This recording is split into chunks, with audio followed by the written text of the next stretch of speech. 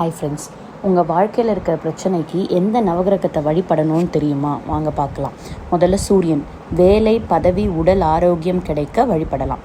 சந்திரன், மன அமைதி மற்றும் குடும்ப ஒற்றுமைக்காக வழிபடலாம். செவ்வாய், திருமண தடை மற்றும் கடன் பிரச்சனை நீங்க செவ்வாயை வழிபடலாம். படிப்பு, அறிவு மற்றும் வியாபாரம் வளர்கிறதுக்காக புதன் பகவானை வழிபடலாம். நல்ல வேலை, திருமணம், குழந்தை பாக்கியம் கிடைக்கிறதுக்கு குரு பகவானை வழிபடலாம். செல்வம், வசதி மற்றும் சுக வாழ்க்கைக்காக சுக்கிரனை வழிபடலாம். துன்பம் குறைந்து வாழ்க்கை நிலையாக இருக்கிறதுக்கு சனி பகவானை வழிபடலாம். திடீர் தடைகள் நீங்கி வெளிநாட்டு வாய்ப்பு கிடைக்க வெளிநாடு பிரயாணத்திற்காக ராகு பகவானை வழிபடலாம். ஆன்மீக வளர்ச்சி மற்றும் பாவ நிவாரணம், நம்ம வாழ்க்கையில் செஞ்ச பாவம்லாம் தீரணும்னா கேதுவை வழிபடலாம்.